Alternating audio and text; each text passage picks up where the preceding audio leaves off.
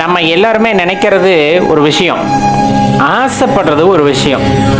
வாழ்க்கையில் ஆசை அப்படிங்கிறது எல்லாத்துக்குமே இருக்கிறது அப்படின்னே சொல்லலாம். நான் விருப்பப்படுற விஷயம் நடக்க மாட்டேங்குது அப்படிங்கிற ஏக்கம் எல்லாத்துக்குள்ளேயுமே இருக்கும். அப்படி ஏக்கம் இருக்கு அப்படின்னா கண்டிப்பா நம்ம ஒரு சில விஷயங்களை தெளிவா புரிந்து கொள்ள வேண்டும். ஏன் இப்படி சொல்றோம்னா, நம்ம வாழ்க்கையில ஒவ்வொன்றையும் கணக்கு போட்டு வாழணும்னு நினைக்கிறோம். 10 வயசுல இங்க படிக்கணும், 15 வயசுல அங்க படிக்கணும், 20 வயசுல இப்படி இருக்கணும், 25 வயசுல இப்படி திருமணம் நடக்கணும், அந்த திருமணத்திலையும் இன்னார்தான் எனக்கு வாழ்க்கை துணைவியா அல்லது துணைவரா வரணும், அந்த வாழ்க்கையானது இப்படி இருக்கணும், இத்தனை குழந்தைகள் இருக்கணும், இப்படியெல்லாம் இருக்கணும், ஆடம்பரமான வாழ்க்கை, பங்களா இப்படியெல்லாம் இருக்கணுங்கிறது மனிதன் போடுகின்ற கணக்கு. இந்த மனித கணக்கு எப்பொழுதுமே சரியாக இருக்கிறதா அப்படின்னா அந்த கணக்கு எப்போதுமே சரியாக இருப்பது இல்லை. மாறாக அது தப்பும் தவறுமாக போய்விடும். நாம் எடுக்கின்ற முடிவுகள் அனைத்தும் சரியாக இருக்கும் என்ற அந்த உறுதிப்பாடு அப்படிங்கிறது கிடையாது. அப்படி எந்த ஒரு மனிதனும் இந்த புவியிலே வாழ்ந்ததில்லை. அவன் எடுத்த முடிவுகள் எல்லாம் சரியாகத்தான் இருந்தன. அவன் ஆஹா ஓஹோ என்று வாழ்ந்தான் அப்படிங்கிற மாதிரியான ஏதாவது ஒரு மனிதனை காட்ட முடியுமா என்றால் ரொம்பவே கடினமான விஷயம். அவ்வாறு ஒருவரையும் நம்மால் காட்ட முடியாது. வாழ்க்கையில் அவங்க தோல்வியே சந்திச்சதில்லைங்க, அவங்க நினைச்சதெல்லாம் நடந்தது அப்படின்னு யாரையாச்சும் நீங்க சுட்டி காட்ட முடியுமா? கண்டிப்பா கிடையாது. ஏதோ ஒரு சறுக்கல் இருந்திருக்கும். இது மனிதன் போடுகின்ற கணக்கு. அதனால் தவறு ஏற்படுவது இயல்பு. ஆனா இறைவன் போடுகின்ற கணக்கு, ஈசன் போடுகின்ற கணக்கு எப்பொழுதுமே தப்பாகாது. ஈசன் போடுகின்ற கணக்கு எப்பொழுதுமே தவறாகாது. இந்த புவியிலே வசிக்கின்ற ஜீவராசிகளுக்கு மட்டுமல்ல, அண்ட சராசரமும் இந்த பிரபஞ்சமும் எவ்வாறு இயங்க வேண்டும் என்று அவர் போட்ட கணக்கும் எப்பொழுதுமே தப்புவது இல்லை. நம்ம வாழ்க்கையை பத்தி யோசிக்கிறோம். நம்ம வாழ்க்கை இப்படி இருக்கணும் அப்படி இருக்கணும் அப்படிங்கிற மாதிரி நம்ம யோசித்து கொண்டிருக்கின்றோம். ஆனா இறைவன், இந்த சிருஷ்டி கர்த்தா, அவர் படைத்த எல்லா ஜீவராசிகளும் எல்லா உயிரினங்களும் அண்டம் பேரண்டம் இந்த மாதிரி எல்லாமே எப்படி இயங்க வேண்டும் என்ற கணக்கை போட்டுவிட்டார். என்ற கணக்கை ஏற்கனவே போட்டுவிட்டார். அந்த கணக்கின்படி எல்லாம் சரியாக நடந்து கொண்டிருக்கிறது. அவர் கணக்கிலிருந்து தப்புவது ஏதும் இல்லை. தெளிவா தெரிஞ்சுக்கங்க. இப்ப நம்ம இதை ஏன் குறிப்பிட்டு சொல்றோம்னா, நிறைய பேர் அந்த ஒரு சிற்றின்பங்களால பார்த்தீங்கன்னா இன்னார்தான் தனக்கு வாழ்க்கை துணைவரா துணைவியா வரணும், இன்னார்தான் இருக்கணும், அப்படி இல்லைன்னா எனக்கு வாழ்க்கையே இல்லை இப்படிங்கிற மாதிரி, இந்த தொழில் எனக்கு நீடித்திருக்க வேண்டும், இந்த வேலை எனக்கு நீடித்திருக்க வேண்டும், இப்படி என் வாழ்க்கை இருக்கணும், எப்பவுமே சந்தோஷமான வாழ்க்கை இருக்கணும்னு சில பேர் நம்ம கணக்கு போடுறோம் இல்லையா? ஆனா இதெல்லாம் சில நேரத்துல நடைபெறாது. சில நேரத்துல என்ன, பெரிய பெரிய பெரிய நேரங்கள்ல இல்ல பெரும்பாலும் நடப்பதில்லை. அதுக்காக உடனே நம்ம ஆட்கள் எடுக்கின்ற முடிவு, கடவுள் இருக்கிறாரா அப்படின்னு ஒரு கேள்வியை கேட்டுருவாங்க. சாமியே இல்லைங்க, நான் நினைச்சது எதுவுமே நடக்கல, அப்புறம் எங்க சாமி? நீ நினைச்சது நடந்துட்டா சாமி எதுக்கியா? நீ நினைச்சதெல்லாம் நடந்துட்டா சாமி எதுக்கு? ஆனா அதுக்கப்புறமா ஒரு வாழ்க்கை அமையும் பாருங்க. நீங்க ரொம்ப ஆசைப்பட்ட வாழ்க்கை நிராகரிக்கப்பட்டிருக்கும், அல்லது அந்த வாய்ப்பு உங்களுக்கு கிடைக்காமல் போயிருந்திருக்கும். முயற்சி செய்திருந்தால் கிடைக்காமல் போயிருந்தாலும் அதன் பின்பு உங்களுக்கு வருகின்ற வாய்ப்பானது இன்னும் பிரகாசமானதாக இருக்கும். நீங்கள் இறைவனை சரணடைந்தவராக இருந்தால். ஏன் இறைவனை சரணடைந்தவராக இருந்தால் என்று அழுத்தி இந்த இடத்துல கூறுகிறோம் அப்படின்னா, நம்மளுக்கு ஆசா பாசம் பந்த பாசம் இந்த மாதிரி எதுவுமே கிடையாது அப்படிங்கிற மாதிரி இறைவன் அமைத்து கொடுப்பதையெல்லாம் நான் அப்படியே ஏற்றுக்கொள்கின்றேன் என்ற மனப்பக்குவத்தில் இருப்பவர்களுக்கு இறைவன் நல்ல ஒரு வாழ்க்கையை ஏற்படுத்தி தருகிறார். இந்த கர்மாவின் காரணமாக நம்மள கோட்பாடுல இந்த புனர்ஜென்மம் அப்படிங்கிறது, மறுஜென்மம் அப்படிங்கிறத பத்தின கோட்பாடு ஆழமானது. கர்மா தொடரும். நான் இப்ப செய்யறேன் அப்படின்னா அது ஏதோ ஒரு பிறவியில் நான் அனுபவித்து ஆக வேண்டும் அப்படிங்கிறது கர்மான்னு வச்சுக்குங்க. அப்ப இன்னைக்கு நான் கஷ்டப்படுறேன் அப்படின்னா இதுக்கு காரணம் இறைவன் அல்ல. உனக்கான வாய்ப்பை இறைவன் கொடுத்திருக்கிறார். அதை நீ சரியாக பயன்படுத்தி கொள்ளாமல் செய்த தீவினைகளின் காரணமாக அதை கழிப்பதற்காகவே இந்த பிறவியை எடுத்திருக்கிறாய். இவ்வளவு தெரிந்ததுக்கு அப்புறமும் இப்படி எல்லாம் தப்பு செஞ்சா நமக்கு ஏதோ ஒரு இடத்துல பாதிப்பு வருது. அது இந்த பிறவியிலேயே சில பேருக்கு கிடைச்சிருது. சில பேர் ரொம்ப அதிக பாவம்னா அது அடுத்த பிறவியிலிருந்தே ஆரம்பிச்சிடும். பிறப்புல இருந்தே அந்த கஷ்டமானது ஆரம்பிக்கிறது. ஏன்னா கழிக்க முடியாத பாவம் அப்படிங்கும் போது இந்த பிறவியில் இன்னும் கொஞ்ச நாள் தான் உன் வாழ்க்கைனா இப்ப அந்த கஷ்டத்தை கொடுத்து என்ன பண்றது? அப்ப இன்னொரு பிறவி அதற்கு தகுந்த மாதிரியான பிறவிகள் அமைய பெறுகின்றன. இத்தனை ரகசியங்களையும் தெரிந்து கொண்ட பிறகும் கூட ஒரு மனிதன் தன் கர்மாவை கழிக்க வேண்டும் என்ற எண்ணம் இல்லாமல் மேலும் மேலும் தீய கர்மாக்களை சேர்த்து கொண்டே போனால் பிறவி என்பது அறுக்கப்படாது. மீண்டும் மீண்டும் பிறவியே கொடுக்கப்படும். ஏன்னா இந்த கர்மாவெல்லாம் கழியணும். நல்வினையாகட்டும் தீவினையாகட்டும் ரெண்டுமே களைஞ்சாகும் பிறவி அறுக்கப்பட வேண்டும் என்றார். அதன் பொருட்டே ஈசனாகப்பட்டவர் கணக்கை போடுகிறார் ஒவ்வொரு ஜீவராசிக்கும். எங்க நம்ம வீட்டில் இருக்க 4 பேத்துக்கு நம்ம கணக்கு வழக்கு பார்க்க முடியல. அதே ஒரு பஞ்சாயத்தில் அந்த பஞ்சாயத்து தலைவர் ஊரில் இருக்க பிரச்சனை எல்லாத்தையும் தீர்க்க முடியாது. நீ இப்படியே போனோம்னா எடுத்துங்களேன், ஒரு நாட்டோட பிரச்சனையே ஒரு பிரதம மந்திரியால் முழுசாக தீர்க்க முடியல. இப்படி எல்லாத்தையும் நம்ம எடுத்துக்கிறோம். பார்க்கும்போது சின்ன சின்ன விஷயங்களை கூட நம்மளால செய்ய முடியல. அப்படிங்கும் போது இந்த பிரபஞ்சத்தின் இயக்கத்தை முன்னரே தீர்மானித்து எல்லாம் இவ்வாறு தான் நடைபெறும் அப்படிங்கிற கணக்கை போட்டு வச்ச இறைவன் எப்படிப்பட்டவராக இருப்பார்? இந்த ஈசன் எவ்வளவு பெரியவராக இருப்பார்? பெரியவரெல்லாம் சொல்ல முடியாது, அதெல்லாம் ஒப்புமை, அப்படிலாம் சொல்லவும் கூடாது. அப்ப எவ்வளவு ஆற்றல் படைத்தவர் என்பதை எண்ணி பாருங்கள். அவர் போடுகின்ற கணக்கு தப்பாகுமா? அற்ப மானிடர்களாகிய நாம் போடும் கணக்கு வேணால் தவறாகலாம். ஆனால் ஈஸ்வரன் போடும் கணக்கு எப்பொழுதுமே தவறாவது இல்லை. வாழ்க்கையை வருகின்றவாறே ஏற்றுக்கொள்ளுங்கள். எப்படி வாழ்க்கை அமைகிறதோ, சரணடைந்த பிறகு எல்லாம் இறைவன் என்று நீங்கள் ஏற்றுக்கொண்ட பிறகு எந்த மாதிரியான வாழ்க்கை சந்தர்ப்பங்கள் உங்களுக்கு ஏற்படுகிறதோ அதை அவ்வாறே பயன்படுத்திக் கொள்ளுங்கள். ஆனால் முடிவு உங்கள் கையில். எல்லா சந்தர்ப்பங்களும் உங்களுக்கு ஏற்படுத்தி தரப்படும். அதை தேர்ந்தெடுப்பதும் அதை நிராகரிப்பதும் அதனால் ஏற்படுகின்ற விளைவுக்கும் நீங்கள் காரணமாக இருப்பீர்கள். அவ்வளவுதான். ஒரு நல்ல வாய்ப்பு ஏற்படுகிறது, உங்களை உணர்ந்து கொள்வதற்கு ஒரு நல்ல வாய்ப்பு ஏற்படுகிறது. மறுமுனையில் ஒரு ஆடம்பரமான வாழ்க்கை ஏற்படுகிறது. இந்த ரெண்டும் உங்கள் முன்னால் இருக்கும். இதில் இதை நீங்கள் தேர்ந்தெடுக்க போகிறீர்கள். இதில் எதை நீங்கள் தேர்ந்தெடுக்க போகிறீர்கள் என்பது பொறுத்து தான் உங்களது வாழ்க்கையோட அடுத்த கட்ட பயணம் அப்படிங்கிறது இருக்கும். இது மாய வலைப்பின்னல் போல இந்த வாழ்க்கை. என்னதான் கர்மா அப்படின்னு சொன்னாலும் அதுல பெரும்பகுதி நம்மளை தொடர்ந்து வந்தாலும் அடுத்து நீ எடுக்கக்கூடிய முடிவு அப்படிங்கிறது உன் வாழ்க்கையை தீர்மானிப்பதாக இருக்கும். இந்த ரகசியத்தை உணர்ந்து கொண்டு சரியான முடிவை எடுப்பவர்கள் கண்டிப்பா வாழ்க்கையில அடுத்த கட்டத்தை நோக்கி எளிமையா பயணிக்கிறாங்க. அந்த பிறவியில்லா நிலைமையை நோக்கி எளிமையாக பயணிக்கிறார்கள். இந்த பிறவியில் இல்லாட்டியும் கூட மற்றொரு பிறவியில் நம் பிறவி அறுக்கப்பட்டு விடும் ஈசனால் அப்படிங்கிற நம்பிக்கையில எப்பவுமே இறை சிந்தனையில, இறை பக்தியில, இறைவனை பற்றிய நினைவிலேயே தங்கள் காலத்தை கழிக்கிறார்கள். கண்டிப்பா ஒரு நாள் இல்லாட்டி ஒரு நாள் இறைவனுடைய கருணை பார்வை அவர்கள் மீது பட்டு அவர்களை இறைவன் தன் பாத மலர்களிலே ஓய்வெடுக்க வைத்து விடுவார்.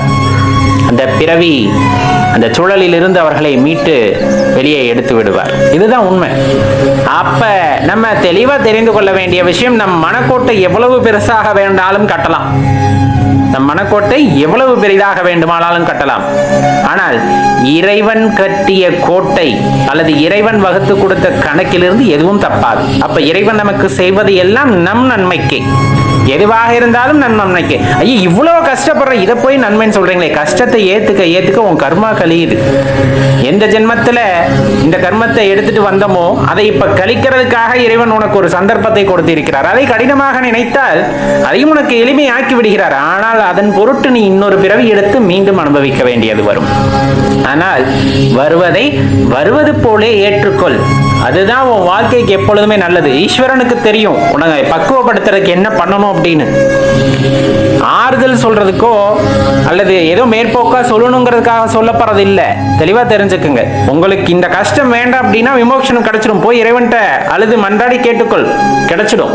ஆனா நீ செய்த கர்மாவை நீ தான் அனுபவித்தாக வேண்டும். இப்போது வேண்டாம் என்று விட்டாய், அதனால் நான் விட்டு விடுகிறேன்.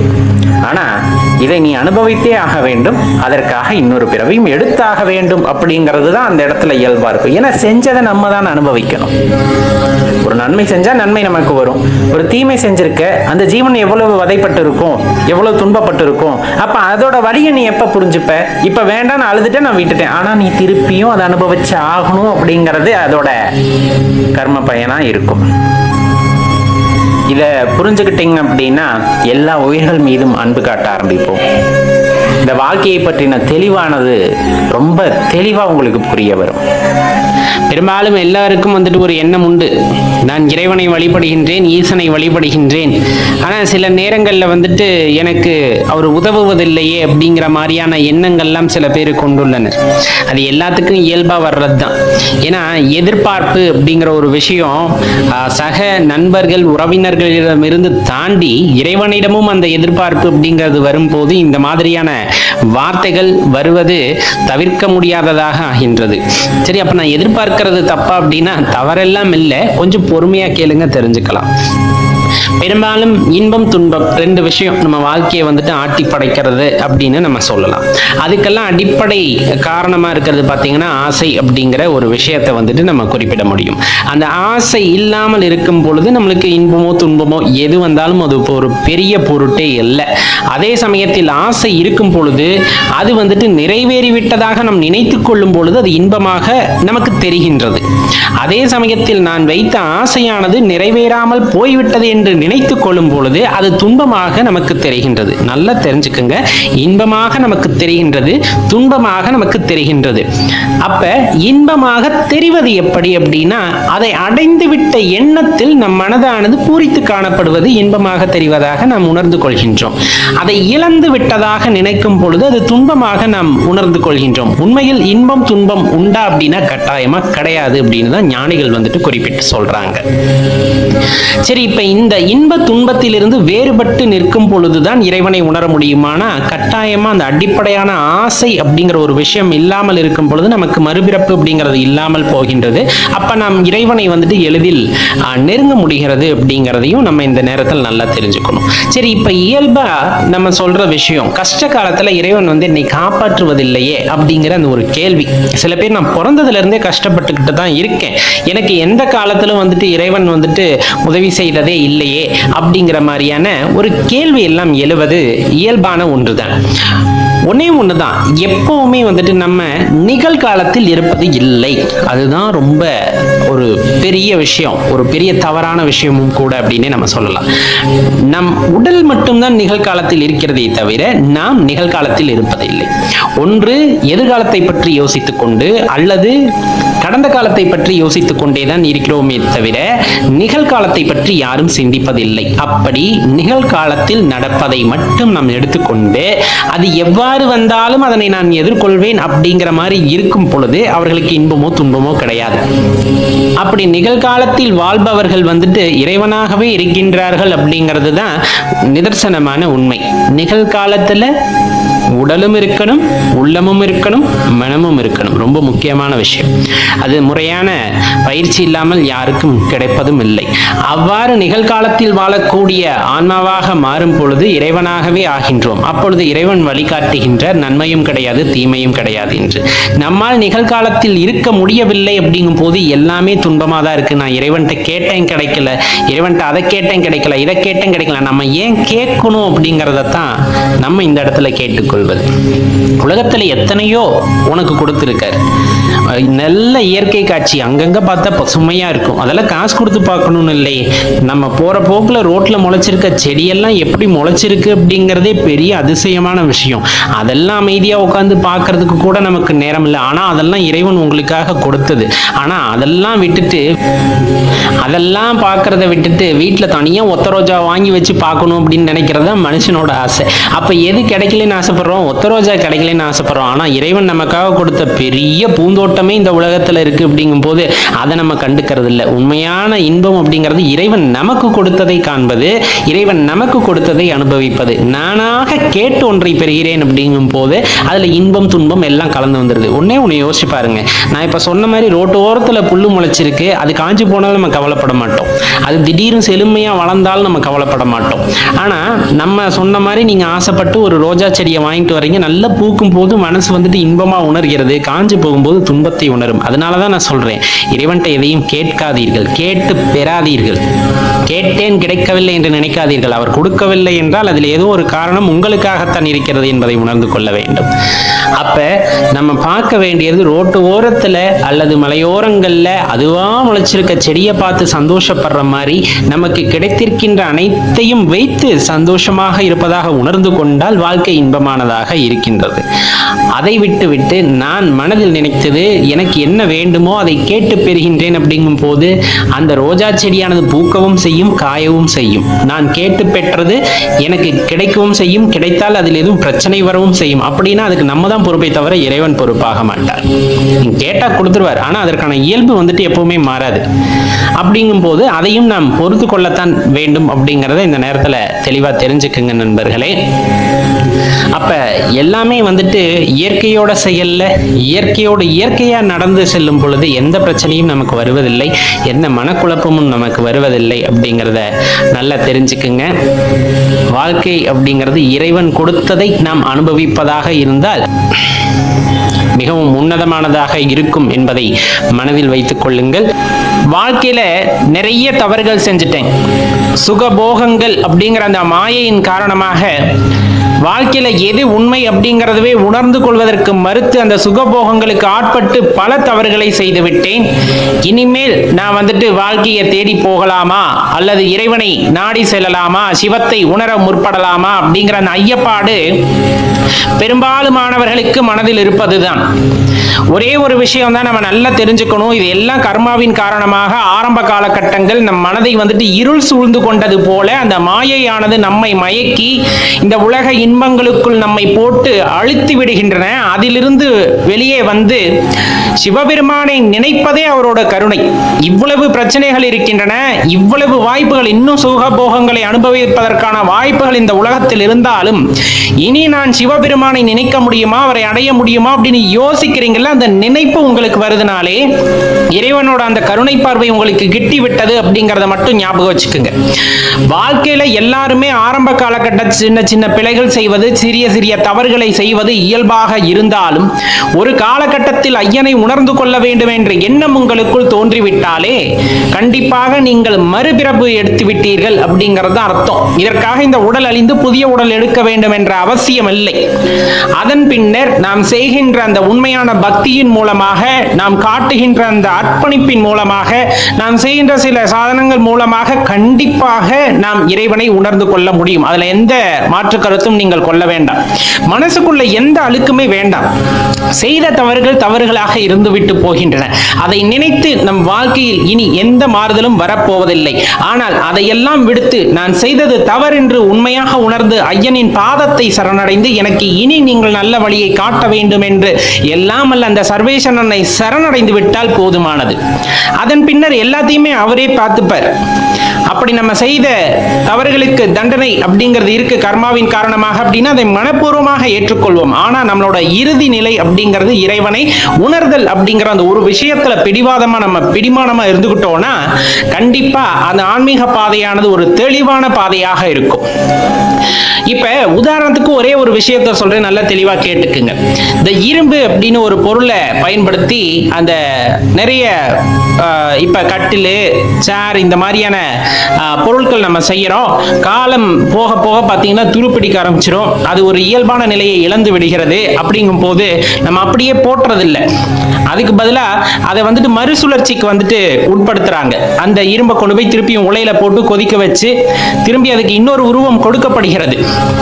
மாறாக வந்துட்டு அப்படியே மக்கி போய் மண்ணோட மண்ணா கலந்தாலும் அது ஒரு காலகட்டத்தில் அங்க இருக்கின்ற மண்ணை சலித்து இரும்பு தாதுக்களை எடுத்து மீண்டும் உலையிலிட்டு அதுக்கு புது வடிவம் கொடுக்கப்படும். அதே போலதான் நம்ம வாழ்க்கையில பிறந்தாச்சு, சிறிய சிறு தவறுகளை நாம் அறிந்தோ அறியாமலோ செய்தாச்சு.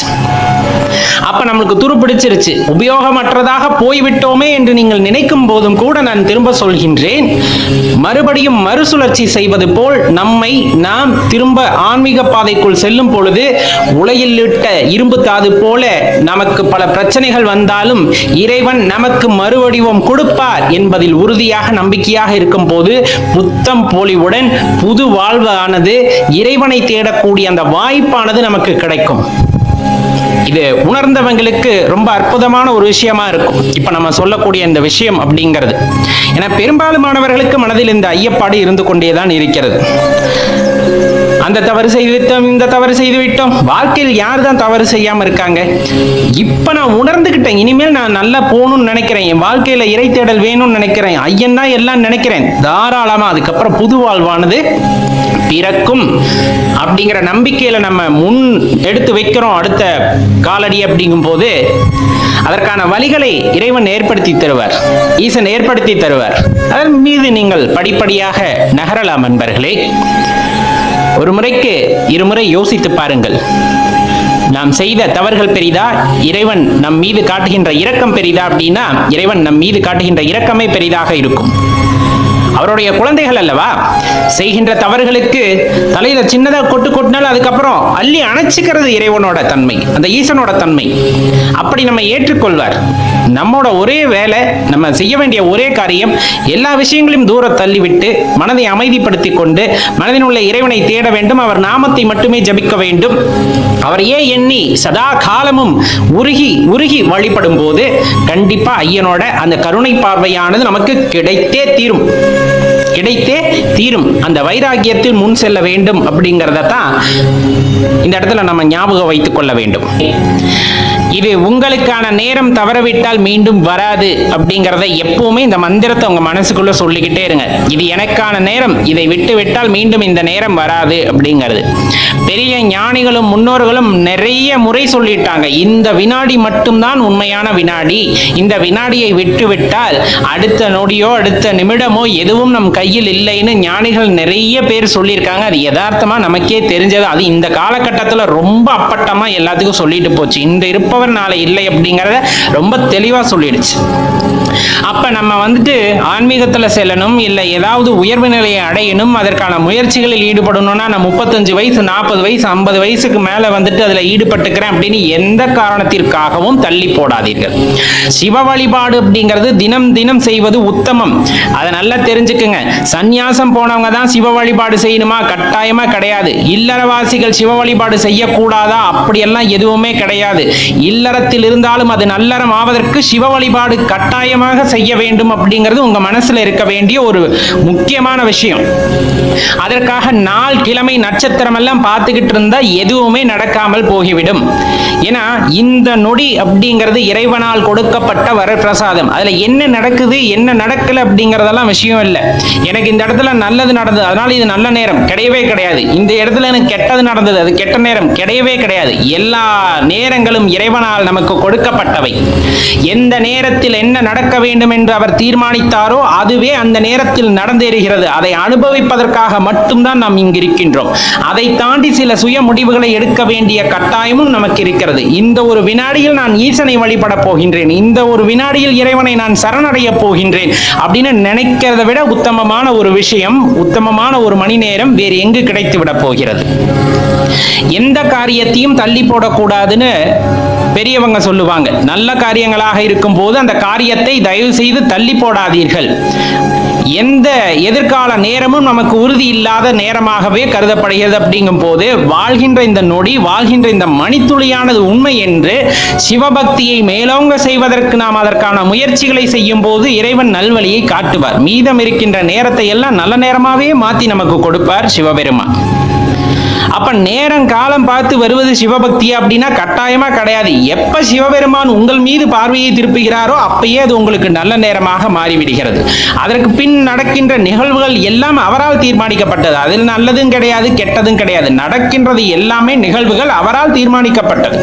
அதனால சிவபக்தியில ஈடுபடணும் அப்படின்னா அதுக்கு நேரம் காலம் பார்த்துக்கிட்டு இத்தனை வயசுல நான் ஈடுபடுவேன், இத்தனை வயசுல சன்னியாசம் போவேன், அதெல்லாம் எதுவுமே இல்லை. உண்மையான சிவபக்திக்கு சன்னியாசமும் ஒன்றுதான், இல்லறமும் ஒன்றுதான்.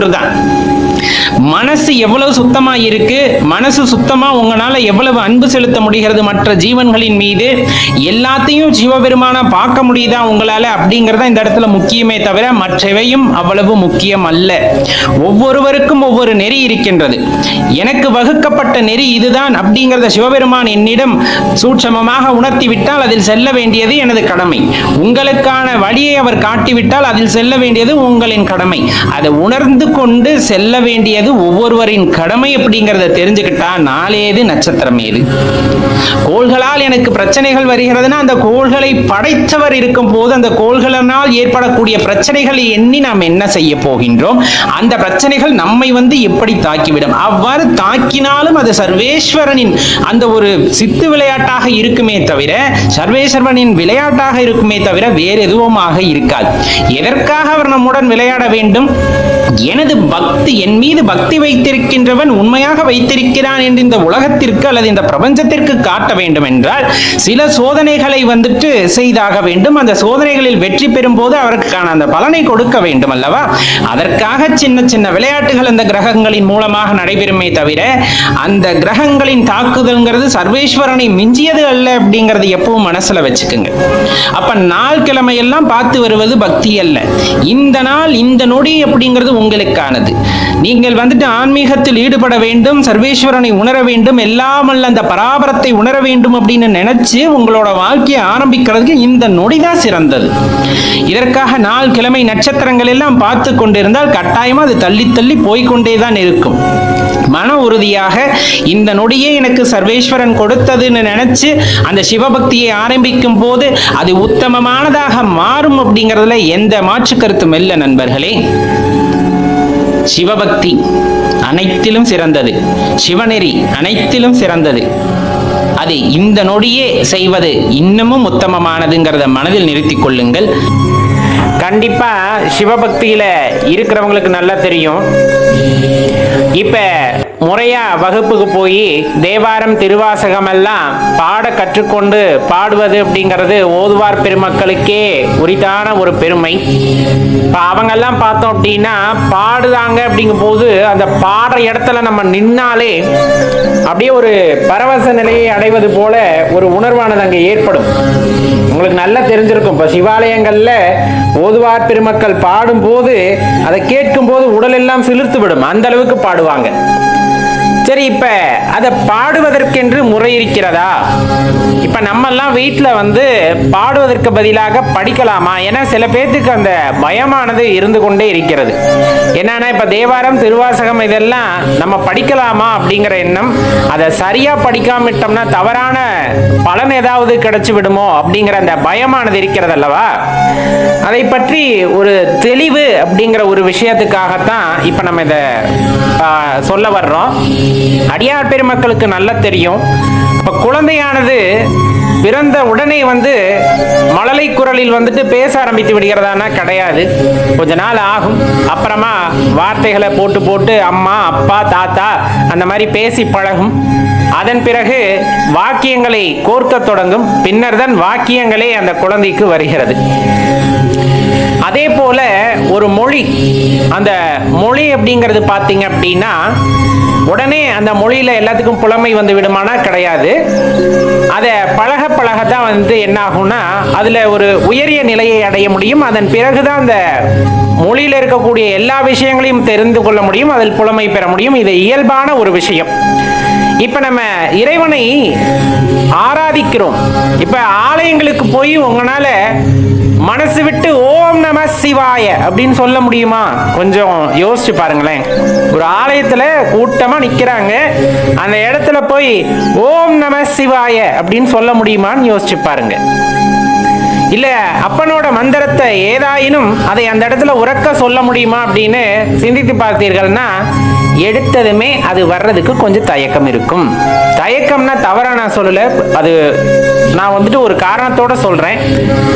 அப்போ ஒரு இனம் புரியாத மனக்குழப்பமானது அங்க இருக்கும். நம்ம சொல்லும் போது எல்லோரும் நம்மை பார்ப்பார்களா, அப்படி பார்த்தால் என்ன கண்ணோட்டத்தில் பார்ப்பார்கள், இந்த மாதிரியான இயல்பான கேள்விகள் எழக்கூடும். எப்பனா நம்மளுக்கு இந்த மாற்றம், வாழ்க்கையில் ஏற்படுகின்ற மாற்றம், இறைவன் ஆட்கொள்வது ஒரு குறிப்பிட்ட வயதிற்கு அப்புறமா, ஒரு பக்குவ நிலை அப்படின்னு சொல்ல முடியாது, ஒரு 20-25 வயதுக்கு மேல ஆட்கொள்கிறார் அப்படிங்கும் போது அதை சொல்லும் போது முதலில் இந்த ஒரு பதற்றம் அல்லது தயக்கம் இருக்கக்கூடும் ஒரு சிலருக்கு. நான் எல்லாத்தையும் சொல்லல.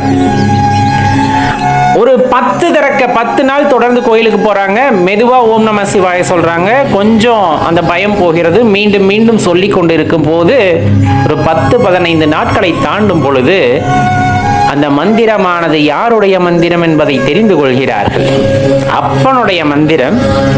அதை நான் ஏன் தயக்கப்பட்டு சொல்ல வேண்டும் என்று ஓங்கி ஒலிக்கின்ற ஒலியால் ஓம் நம சிவாய அப்படிங்கிற அந்த மந்திரத்தை சொல்ல ஆரம்பிக்கின்றாங்க. அது ரொம்ப தெளிவா தெரிந்து கொள்ள வேண்டிய. இப்ப மழலை செல்வங்களை கொண்டு போய் நம்ம விடுறோம் அப்படிங்கும் போது கோவில்ல போய் ஓம் நம சிவாய சொல்லுங்க, யாருக்குமே பயப்பட மாட்டாங்க. ஏன்னா அவங்களுக்குள்ள கர்வம் கிடையாது, பொறாமை கிடையாது, எந்த தீய எண்ணங்களும் கிடையாது. நீங்க எந்த மந்திரத்தை சொல்லி தந்து கோவில்ல போய் சொல்ல சொன்னாலும் அழகா உறக்க சொல்வார்கள் குழந்தைகள். தேவாரம் திருவாசகத்தை சொல்லி கொடுத்து போய் பாட சொல்லுங்க, அற்புதமா பாடுவார்கள். பிழை இருக்கும், அதுலெல்லாம் எதுவும் இல்லை, ஒரு சில பிழைகள் இருக்கலாம். ஆனா அந்த மனசார பாடுகின்ற தன்மை அந்த குழந்தைகளிடம் இருக்கும் எப்பொழுதுமே. அந்த வகையில நம்ம தெரிந்து கொள்ள வேண்டிய விஷயம், இப்ப திருவாசகம் நம்ம கைக்கு கிடைக்குது, தேவாரம் கிடைக்குது அப்படிங்கும் போது கண்டிப்பா நம்ம செய்ய வேண்டிய செயல் அப்படிங்கிறது தவறாக இருந்தாலும் பரவாயில்லை, தவறாக இருந்தாலும் பரவாயில்லை. எனக்கு வார்த்தைகளை கோர்த்து படிக்கிறதுல கொஞ்சம் சிரமமா இருக்கு, நான் படிக்கிறதுனால ஏதாவது வாக்கியங்கள் தவறா போனா இறைவன் கோபித்துக் கொள்வாரோ அப்படிங்கிற எண்ணமெல்லாம் வேண்டாம். நீங்கள் படிக்க படிக்க அதில் அனுபவம் வர வர அதை உணர்ந்து படிக்கும் பொழுது அது எல்லாம் நம் மனதிற்குள் செல்லும் பொழுது கட்டாயமா அது ஒரு குறிப்பிட்ட கால அளவிற்கு பின்னர் பார்த்தீங்கன்னா எந்த தடுமாற்றமும் இல்லாமல் நம் மனம் எப்படி சொல்கிறதோ அந்த வகையிலே பிழையின்றி நம்மால் அதை படிக்க முடியும், பாடவும் முடியும்.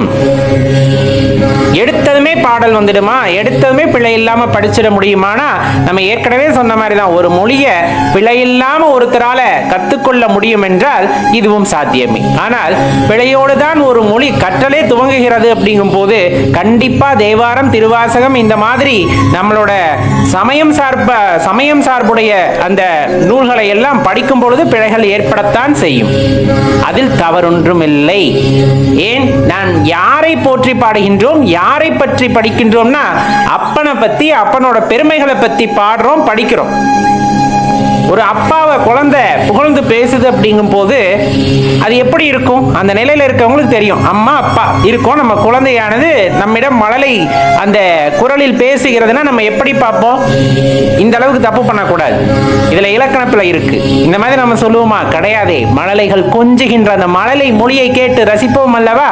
அதே போல்தான் இறைவனின் குழந்தைகளாகிய நாம் இறைவனை போற்றி பாடும் பொழுது அதில் பிழைகள் ஏற்பட்டாலும் இறைவன் அதை ரசிப்பாரே தவிர அதனால் கோபம் கொள்ள மாட்டார், அதை தவறாக எடுத்துக்கொள்ள மாட்டார், எந்த தீய பலன்களும் வந்தடையாது.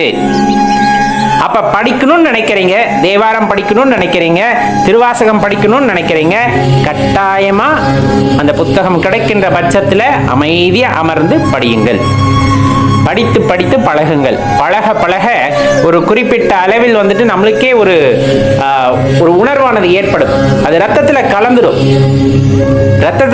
ஒரு பாடலை பாடும் பொழுது நாவால் அதை உச்சரிப்பது என்பது வேறு, உடல் அங்கங்கள் எல்லாம் உருக பாடுவது என்பது வேறு. உடல் அங்கங்கள் எல்லாம் உருகி இந்த நா உச்சரித்து வருகின்ற வார்த்தைக்கு அதிக ஆற்றல் உண்டு.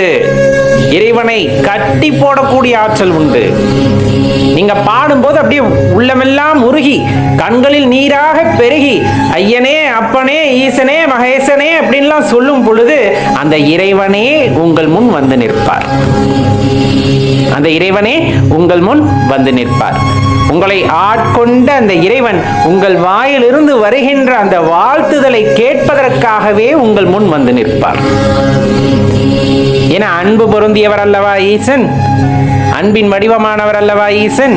அதனாலே சொல்வது, அன்பால் நீங்கள் எந்த வார்த்தையை போட்டு இறைவனை அழைத்தாலும் அதை ஏற்றுக்கொள்ளும் பெருமான் இந்த புனித நூல்களை நீங்கள் பிழையாக படித்தாலும் அதை பொருள்தருள்வார். அதற்கு மேல் நீங்கள் எப்படி அதை படிக்க வேண்டும் என்பதை அவரே உங்களுக்கு உணர்த்துவார். அதனால எந்த காலத்திலும் எந்த சமயத்திலும் இந்த மாதிரி வாய்ப்புகள் கிடைக்குது அப்படின்னா தவற விடாதீங்க, படிக்க ஆரம்பிங்க. இந்த ஜென்மத்திலாவது திருவாசகம் தேவாரம் போன்ற நூல்களை எல்லாம் படிக்க ஆரம்பியுங்கள். அதன் உட்பொருளை புரிந்து கொள்வதற்கு ஆரம்பியுங்கள். இதன் தொடர்ச்சியாக பல வழிகள் உங்களுக்கு காட்டப்படும். அதன் வாயிலாக இறைவனை அடையக்கூடிய சந்தர்ப்பத்தை நீங்கள் பெற வேண்டும். அப்படிங்கிறதான் நம்ம முழு மனசோடு இறைவனிடம் வேண்டிக் கொள்கின்றோம். ஆணவம், கண்மம், மாயை அப்படின்னு மும்மலங்களை பற்றி அறிந்திருக்கிறீர்கள். அப்படிங்கும் போது கண்டிப்பா சிவபக்தியில செல்வதற்கான வழியை நீங்கள் தேடுகிறீர்கள் அப்படிங்கிறத நம்ம பொருள் கொள்ளலாம். இப்ப இந்த ஆணவம், கண்மம், மாயின்னு சொல்லக்கூடிய மும்மலங்களையும் விட்டொழித்தவர்கள் கண்டிப்பா இறைவனை சரணடைந்தவர்களாக இருப்பார்கள். அந்த மும்மலங்களை பற்றி அறிந்து அதிலிருந்து கொஞ்சம் கொஞ்சமா விடுபட்டு பற்று பாசம் இல்லாமல் அதை மும்மலங்களையும் ஒழித்து விட்டோம் அப்படின்னா இறைவனை சரணடைந்து விட்டோம் அப்படின்ட்டு அர்த்தம். அப்படி இறைவனை சரணடைந்து விட்டால் அவர்கள் யாருக்கும் பயம் கொள்வதில்லை, யாருக்கும் பயம் கொள்வதில்லை. இன்னும் சொல்ல போனா யமனே வந்து நின்றாலும் எவனை பார்த்து சிரிக்கின்ற தன்மையை வந்து அவர்கள் பெற்று விடுவார்கள் அப்படின்னா அது நிதர்சனமான உண்மை. அது அவ்வளவு சாதாரணமா வந்துட்டு அந்த தன்மையானது நமக்கு வாய்க்க பெற்று வருமா அப்படின்னா கடினம்தான். இப்ப மனசுல ஒரு விஷயத்தை நம்ம நினைக்கிறோம் அப்படின்னா இந்த நினைவுகள் இருக்கும், கொஞ்ச நாளைக்கு நினைச்சுக்கிட்டு இருப்போம், அப்புறம் மறந்துடுவோம். வேற ஏதாச்சும் ஒரு பொருளை பார்க்கும் போது அது திருப்பி ஞாபகப்படுத்திவிடும். இது இயல்பாவே இருக்கக்கூடிய ஒரு விஷயம். ஆனா எம்பெருமான் சிவபெருமானை நம்ம வழிபட ஆரம்பிக்கின்றோம் அப்படிங்கும் போது எந்த நேரமுமே அவரோட நினைவாகவே நாம் இருக்கின்றோம். அப்படிங்கும் போது எப்பவுமே சிவமந்திரத்தை தான் சொல்றோம், எப்பவுமே நம்ம சிவத்தை தான் நினைச்சுக்கிட்டு இருக்கோம். அப்படிங்கும் போது கண்டிப்பா அந்த நினைவானது நம் மனதை விட்டு அகலாது. சாதாரணமா ஒரு பொருளை பார்க்கும் போது ஏற்படுகின்ற பதிவு கொஞ்ச நாள் நம்ம காணாம போயிடும், திருப்பி அதை பார்க்கும் போது வரும். ஆனா இந்த சிவமந்திரத்தை சொல்லும் போதோ சிவனை பத்தி நினைக்க ஆரம்பிச்சிட்டீங்கனாலோ அந்த பக்தியானது எப்பொழுதுமே அந்த மனதை விட்டு அகலுவது இல்லை அப்படிங்கிறத தெரிஞ்சுக்கணும். எந்நேரமும் சதா சிவமந்திரத்தை சொல்லிக்கொண்டு அவரை நினைத்து கொண்டிருந்தால் அந்த மனமே இறைவன் வசிக்கின்ற வசிப்பிடமாகின்றது. மனமது செம்மையானால் மந்திரம் செபிக்க வேண்டாம் அப்படின்னு சொல்றாங்க இல்லையா? அந்த மாதிரி எந்த நேரமும் உங்களுக்கு சிவனை பத்தி ஞாபகமே இருக்கு, சிவனை பத்தியே பேசிக் கொண்டிருக்கின்றோம், சிவமந்திரங்களையே உச்சரித்துக் கொண்டிருக்கின்றோம். அப்படிங்கும் போது அது பெரிய விஷயங்க ஐயா. அந்த மனமானது சுத்தமாகிறது, இறைவன் வசிப்பதற்கு ஏற்ற வசிப்பிடமாகிறது. அப்ப இறைவன் வந்து உங்கள் உள்ளத்தில் குடிகொண்டு விட்டார். அப்படிங்கும் போது கண்டிப்பா நீங்க அந்த சிவரூபமாவே இருப்பீங்க. எப்பவுமே வந்து அந்த பந்த பாசம் பற்றுகளை எல்லாம் அறித்து இந்த ஆணவம், கண்மம், மாயை அப்படிங்கிற மும்மலங்களையும் ஒழித்து இறைவனோட அந்த நிஷ்டையிலேயே அவரோட நினைவு நிலையே வந்துட்டு நம்ம அப்படியே காலத்தை கழித்து கொண்டிருப்போம். அதுவெல்லாம் அரும் பெரும் கருணை, இறைவனால் வழங்கப்பட்ட பெரிய வரம். எல்லாமே பேசிடலாம், இந்த ஆணவம், கண்மம், மாயையிலிருந்து வெளிவந்து விடலாம், முயற்சி செய்யுங்கள்னு. ஆனா அதற்கு அவரோட அருள் இல்லாம, அவரோட கருணை பார்வை இல்லாம மாயை பற்றி உணர்ந்து கொள்ளவும் முடியாது. அந்த ஆணவம் அப்படிங்கிற விஷயத்திலிருந்து நம்மால வெளியே வரவும் முடியறதில்லை. ஆனா முயற்சி செய்து இறைவனை பற்றியே சதா நினைத்து கொண்டிருக்கும் பொழுது இந்த மும்மலங்களையும் ஒழிப்பதற்கு வழி என்னன்னு கேட்டா இறைவனோட மந்திரம் மட்டும்தான் உங்களுக்கு வழி, இறைவனோட சிந்தனை மட்டும்தான் உங்களுக்கு வழி. ஏன் அப்படின்னா எப்பவுமே இறைவனை பற்றியே நினைத்து கொண்டிருக்கின்றோம் என்றால் அந்த கர்மா அப்படிங்கிற விஷயம் சரிங்களா, நீங்க வினை பயன் காரணமாக தான் அடுத்தடுத்த பிறவியானது வருகிறது. இப்ப இந்த கர்மத்தை ஒழித்து விடுவதற்கு நாம் இறைவனை பற்றியே சிந்தையில் இருக்கின்றோம்னா அவரவே நான் நினைச்சுக்கிட்டு இருக்கேன், அவராகவே நான் ஆகின்றேன். அப்படிங்கும் போது அந்த பிறவி சுழற்சியிலிருந்து நாம் விடுபடுவதற்கான வாய்ப்பானது அங்கு ஏற்படுகிறது. அப்படிங்கிற விஷயத்த நம்ம தெளிவா உணர்ந்துக்கும் பொழுது அந்த சிவபெருமானோட கருணையை, அந்த சிவபெருமானோட அந்த ஆற்றல் நம்ம உணர்ந்துக்கும் பொழுது கண்டிப்பா இந்த பிறவி சுழற்சியிலிருந்து நம்மால விடுபட்டு வர முடியும் அப்படிங்கறத தெரிஞ்சுக்கணும். இதுக்கெல்லாம் ஒரே ஒரு வழி, நம்ம ஏற்கனவே சொன்னதுதான், திரும்ப திரும்ப சொல்றதுதான், சிவமந்திரத்தை மட்டும் மனதில் ஜபித்துக் கொண்டிருங்கள், சிவனை மட்டுமே மனதார வழிபட்டுக் கொண்டிருங்கள், எந்நேரமும் சிவனை பற்றியே நினைத்துக் கொண்டிருங்கள். நல்லவர்கள் அருகில் வருவார்கள், சிவனடியார்கள் உங்களை நெருங்கி வருவார்கள். சிவத்தை பற்றிய பெரும் பெரும் அந்த விஷயங்களை எல்லாம் நமக்கு அறிய செய்வார் இறைவன். மற்ற எந்த விஷயமும் நமக்கு அதுக்கு வராது, மற்ற எந்த விஷயமும் இந்த மனசுக்குள்ள போகாது. தீய எண்ணங்களுக்கான வழியே இல்லாம போகும். நல்லெண்ணங்கள் மனதில் உதித்துக் கொண்டே இருக்கும்.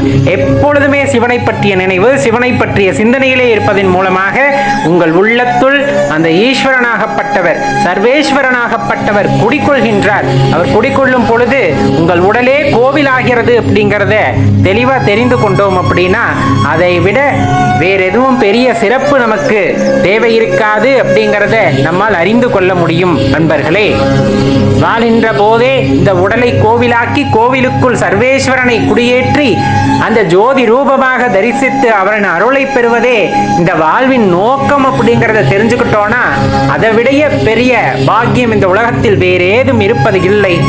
திருச்சிற்றம்பலம். திருமூலரையா திருவடிகள் போற்றி போற்றி, குருவடியும் திருவடியும் வணங்கி இந்த பதிவை ஆரம்பிக்கலாம். நண்பர்களே,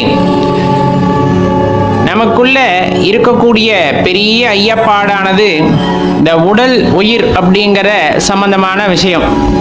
இந்த உடல் பெரியதா உயிர் பெரியதா? ஆன்மீகத்தை பொறுத்தளவு இந்த உடலுக்கு வந்துட்டு அவ்வளவு மதிப்பில்லை அப்படிங்கிறது நல்லாவே தெரியும். ஆனா அந்த உடல் இல்லாமல் உள்ளிருப்பவரையும் உணர்ந்து கொள்ள முடியாதுங்கிறதையும் நம்ம ஒத்துக்கணும்.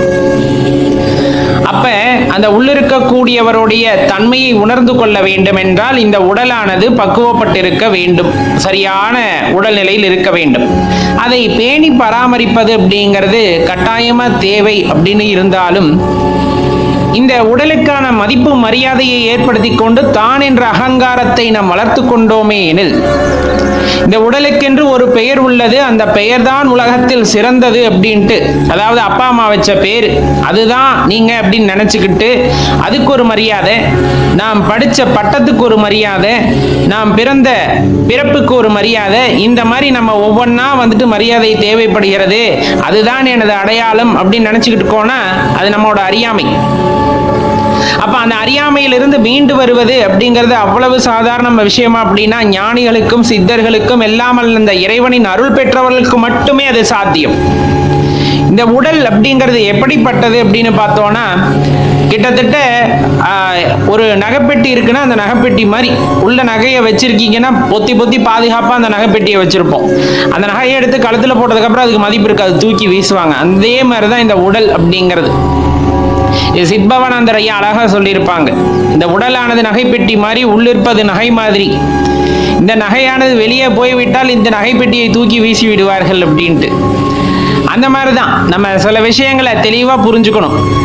அதே போல எப்பவுமே வெளி தோற்றத்திற்கு மதிப்பை அதிகம் கொடுத்தோமே எனில் உள்ளிருக்கக்கூடிய அந்த அருட்பெரும் ஜோதியை உணர்ந்து கொள்ள முடியாது.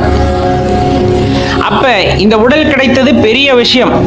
இதே வந்துட்டு ஆறறிவு இல்லாத ஜீவன்களாக பிறந்திருந்தால் நம்முள் இருக்கக்கூடிய இறைவனை உணர்ந்து கொள்வதற்கான அந்த சந்தர்ப்பம் கிடைக்காமல் போயிருக்கலாம். ஆனா இறைவன் பார்த்து இந்த உடலை உங்களுக்கு கொடுத்திருக்கின்றார் அப்படிங்கும் போது இதுல ஒரு காரண காரியம் இருக்கு. அது பல பேத்துக்கு தெரியாம இந்த வாழ்க்கையவே தொலைச்சிட்டு கடைசி காலத்துல சிவனே சிவனேன்னு சிவசிவா சிவசிவான்னு போறதுல என்ன இருக்கு? ஆரம்பத்தில் இருந்தே இந்த உடல் எதற்காக கொடுக்கப்பட்டதுன்னு தெளிவா தெரிஞ்சுக்கிட்டு இந்த உடலை பேணி பராமரிப்பதுடன் சேர்ந்து ஆத்ம பலத்தையும் அதிகப்படுத்தி கொண்டு உள்ளிருக்கக்கூடிய அந்த அருட்பெரும் ஜோதி அந்த பேராற்றலை நாம் உணர்ந்து கொள்வதற்கு முயற்சிகள் செய்யாவிடின் இந்த பிறப்பெடுத்து என்ன பலன்? எல்லாத்துக்குமே ஒவ்வொரு குறிக்கோள் இருக்கும் இல்லைங்களா? இயல்பா பேசுறது, நீ எதுக்கு பிறந்தன்னு தெரிஞ்சுக்கோ, உனக்குன்னு ஒரு காரியத்தை இறைவன் கொடுத்திருப்பார், இப்படி நிறைய சொல்லுவாங்க. நீ இந்த சமூக சேவை செய்யணும், நீ இந்த சாதனை பண்ணணும், அந்த சாதனை பண்ணணும், இந்த மாதிரி ஒவ்வொன்றையும் சொல்லுவாங்க. எல்லாத்துக்குமே கொடுக்கப்பட்டிருக்கின்ற ஒரு வேலை, எல்லாத்துக்குமே கொடுக்கப்படுகின்ற அந்த அற்புதமான வாய்ப்பு அப்படிங்கிறது உன்னில் இருக்கக்கூடிய எண்ணெய் உணர்ந்து கொள் அப்படிங்கிறது தான். அதை தவிர மற்ற எல்லாத்தையும் முயற்சி செய்கிறோம், அதை விட்டுட்டு மற்ற எல்லாத்தையுமே தேடுறோம். புகழுக்கு அடிமையாகின்றோம், பொருளை சேர்க்க ஆசைப்படுகின்றோம். எல்லாத்தையும் சேர்த்து வச்சால் ஒரு நிமிஷத்தில் அழிஞ்சு போயிடுது. நீங்க கோடி கோடியா பணத்தை சேர்த்தால் ஒரு வினாடி பொழுதில் அது பயனற்றதாக விடுகிறது. நீங்கள் சேர்த்த பொன்னும் பொருளும் உன் இறுதி நிலையில் நிற்பதில்லையே. எத்தனையோ பேர் பாடிவிட்டனர், எத்தனையோ ஞானிகள் சொல்லிவிட்டனர், நீ என்ன சேர்த்தாலும் இறுதியில நீ போகும்போது உன்னோட எதுவுமே வராதுன்னு அவ்வளவு அப்பட்டமா சொன்னதுக்கு அப்புறமும் நம்மோட அகங்காரத்தின் காரணமாக எதற்கு உயர்ந்த மதிப்பை கொடுக்கின்றோம்? வாங்குகின்ற நிலத்திற்கு, சேர்க்கின்ற பொன்னிற்கு, வருகின்ற புகழுக்கு, இதுக்கு எல்லாம் அடிமையாகி விடுகின்றோமே தவிர உண்மையாக உன்னில் இருக்கக்கூடிய ஒரு அற்புதமான பொருளை உணர்ந்து கொள்ள வேண்டும் என்ற எண்ணமே இல்லாமல் போனது எவ்வாறு என்றுதான் தெரியவில்லை. மாயை ஒரு பொருட்டாக இருந்தாலும் அதை மீறிக்கொண்டு வருவதற்கின்ற அந்த தன்னம்பிக்கையும் அந்த வைராகியமும் ஒவ்வொரு மனிதனிடம் இருக்கின்றது. அப்படிங்கும் போது அதை ஏன் அவர்கள் பயன்படுத்துவதில்லை அப்படிங்கிற கேள்வி சாதாரணமாகவே எழுந்து விடுகிறது அல்லவா? இன்னும் இன்று இருக்கக்கூடிய எவ்வளவோ குருமார்கள் உபதேசிக்கின்றனர். வாழ்க்கை அப்படிங்கிறது இந்த முறை கிடைச்சிருச்சு, இன்னும் ஒரு முறை கிடைக்குமா அப்படின்னு கேட்டா யாராலையும் உறுதியிட்டு சொல்ல முடியாது. சிற்றின்பங்களை எல்லாம் பேரின்பமாக நினைத்து கொண்டு அதில் மூழ்கி திளைத்து கொண்டு அதிலிருந்து வெளிவர முடியாமல் துடித்துக் கொண்டு இந்த வாழ்க்கையை வீணாக்கி விட்ட பின்னர் என்ன காரணத்திற்காக நாம் வந்தோம் என்று தெரியாமல் இந்த வாழ்க்கையை வீணடித்த பின்னர் எல்லாம் முடிந்து நகைப்பெட்டியை தூக்கி போற மாதிரி இந்த உடலை கொண்டு போய் சுடுகாட்டுல வீசிட்டு உணவுன்னு பேரை வச்சுட்டு வந்ததுக்கு அப்புறமும் அங்க நின்று கதறதுல ஒரு பிரயோஜனமும் இருக்காது. உள்ளிருக்கக்கூடிய அந்த ஜோதி, அந்த அருட்பெரும் கருணை, அதெல்லாம் பார்த்தீங்க அப்படின்னா, அதை உணர்ந்து கொண்டோம் அப்படின்னா, அதை உணரக்கூடிய வாய்ப்பு ஒருவருக்கு கிடைக்கிறது அப்படின்னா அவர்கள் எல்லாம் இறைவனால் உண்மையாக ஆசீர்வதிக்கப்பட்டவர்கள். ஆனால் பெருமுயற்சி இல்லாமல் அது நடப்பதில்லை. அது நானாகட்டும் நீங்களாகட்டும் பெருமுயற்சியும் விடா நம்பிக்கை, அது விடா பிடிவாதமா நான் என்னுள் இருப்பவரை உணர்ந்து கொள்ள வேண்டும் என்று அன்புமயமாக மாறி அவரை தேடாத வரையில் எதுவுமே நமக்கு கிடைக்காது. அதற்கான சந்தர்ப்பங்கள் எதுவும் வாய்க்கப் பெறாது. அப்ப முயற்சி என்பதை நாம் செய்ய வேண்டும். உட்கார்ந்த நேரத்துல ஒரு மணி நேரத்துல எனக்கு எல்லாம் கிடைக்கணும்னு நினைக்கும் போதே அந்த இடத்துல நம்ம தோத்து போயிடுறோம். கால நேரங்களை பற்றி எண்ணாமல் என் பணியை நான் செய்கின்றேன், என்னுள் இருப்பவரை உணர நான் முயற்சி செய்கின்றேன் என்று தொடர்ந்து நாம் முன்னேறும் பொழுது, நாம் அதை பயிற்சி செய்யும் பொழுது கட்டாயமாக இறைவனின் அருளானது உங்களுக்கு கிடைக்கும். சாட்சாத் அந்த பரமேஸ்வரனை உங்களுக்கு குருவாக இருந்து வழிகாட்டுவார். திக்கற்றவர்களுக்கெல்லாம் என் தெய்வம் தான் ஐயா தெய்வம். திக்கு தெரியாமல் நின்று கொண்டிருப்பவர்களுக்கெல்லாம் வாழ்க்கையில் ஒரு ஒளியை காட்டுவதே மேஸ்வரன். அப்படிப்பட்ட கடவுள் நீங்கள் உங்களை உணர்ந்து கொள்ள முற்படும் போது அதற்கான வழியையும் காட்டுவார். அவர் கண்ணிமைக்கும் நொடியில் இந்த உலகம் பரபரத்து போகின்றது, பல காலங்கள் ஓடி போகின்றது. அதில் ஒரு சின்ன பகுதி நாம் ரொம்ப அதை அளவிட இப்ப அணுவின் அளவை அளக்க முடியாதுன்ற அளவுக்கு இந்த பிரபஞ்சத்தில் நீங்கள் ஒரு சொல்லக்கூடிய அளவிலான பொருளே அல்ல. ஆனால் உங்கள் மனதில் அந்த அன்பு மிகும் பொழுது உங்களது உள்ளத்தில் அவர் தோன்றுகின்றார், உங்களுக்கான வழியை காட்டுகின்றார் என்றால் அவர் எப்படிப்பட்டவராக இருக்க வேண்டும், அந்த பராபரம் எப்படிப்பட்டவராக இருக்க வேண்டும் யோசிச்சு பாருங்க.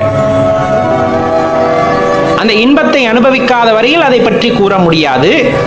ஞானிகள் பல பேர் சொல்லிட்டு போயிருக்காங்க, யோகிகள், ஞானிகள், சித்தர்கள் எல்லாமே நிறைய சூட்சமமாக சொல்லி போயிருக்கிறார்கள். பரிபாஷையின் மூலமாக நிறைய சொல்லிவிட்டு சென்றிருக்கிறார்கள். ஆனால் அதுல ஒரு விஷயத்தை கூட நம்ம உணர முற்படுவதில்லை. அப்படிங்கிறது தான் ஏனோ தெரியல இந்த மனித குலத்திற்கு உண்டான சாபமாக இருக்கிறது.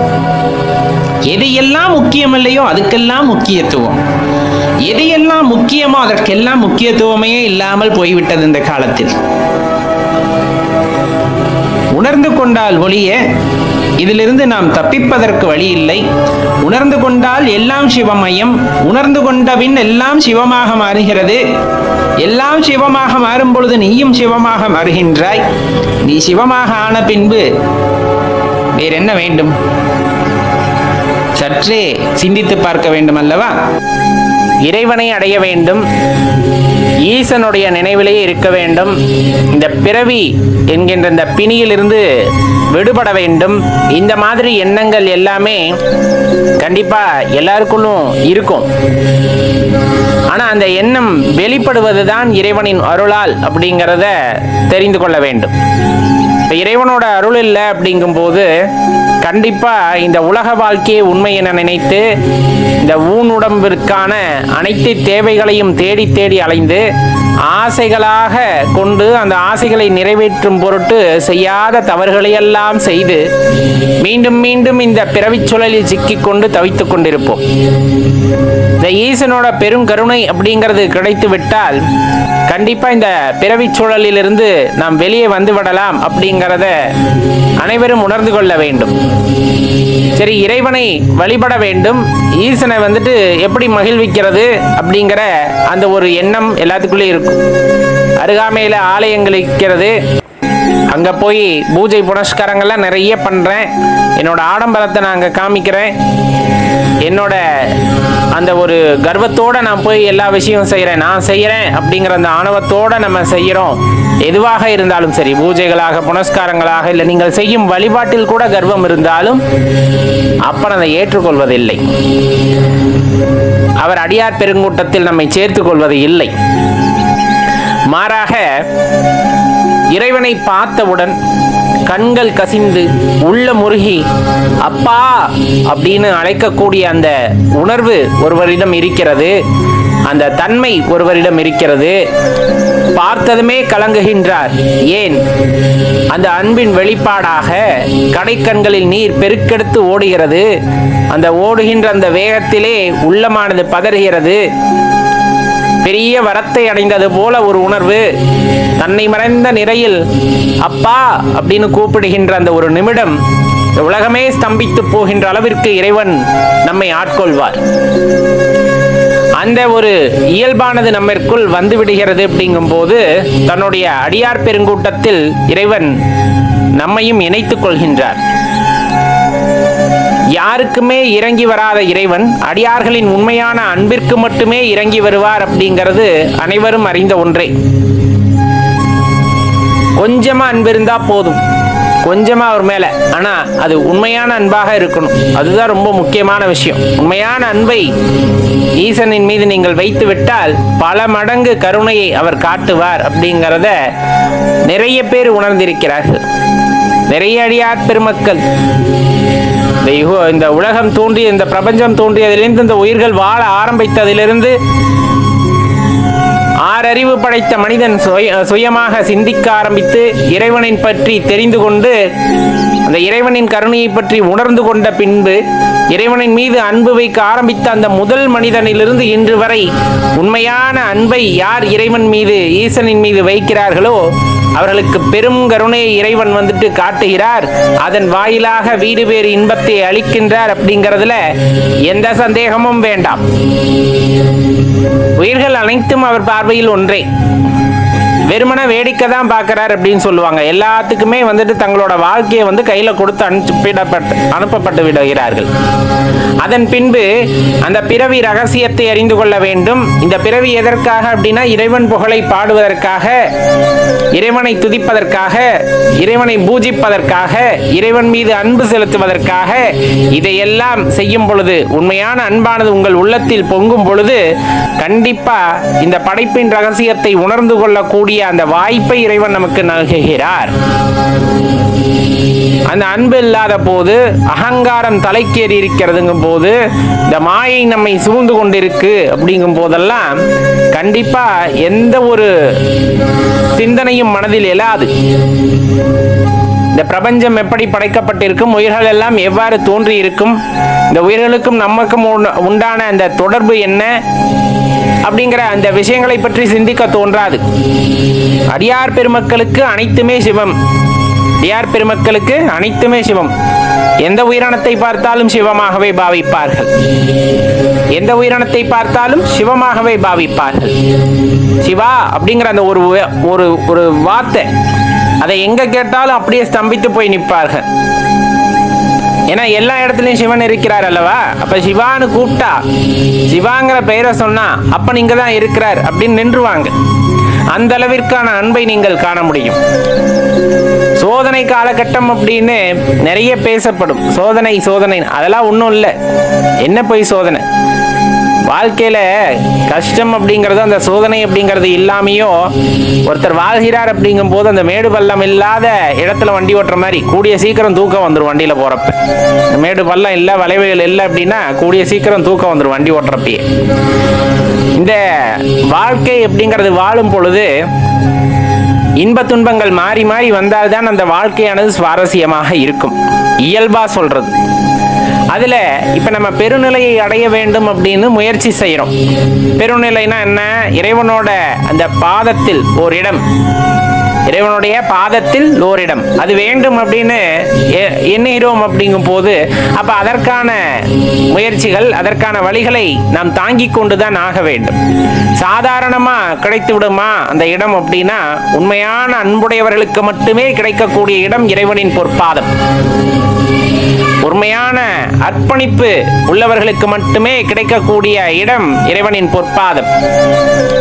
அப்ப நம்ம முழு மனதுடன் தெரிந்து கொள்ள வேண்டிய ஒரு விஷயம் அப்படின்னு சொன்னோம்னா, பொன் பொருளுக்கு, இந்த பூமிக்கு, இந்த மண்ணுக்கு, இந்த மாதிரி என்ன விஷயத்தை நீங்க கொடுத்தாலும் அதுக்கு மயங்க மாட்டார்.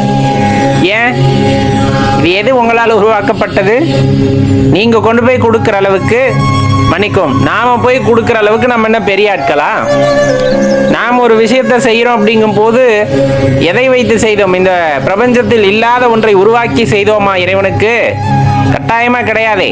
அப்புறம் அதை எப்படி அவர் ஏற்றுக்கொள்வார்? என்னுடையதை எடுத்து எனக்கே கொடுக்கிறாயா அப்படிங்கிற அந்த ஒரு எண்ணம் இருக்கும் அல்லவா. இப்ப நம்ம வீட்டுக்குள்ள வர்றாங்க, நம்ம வீட்டுல இருக்கிற அரிசி எடுத்து சமைச்சு நமக்கே சாப்பாடு போடுறாங்க அப்படின்னா அது எப்படி தானத்தில் அடங்கும்?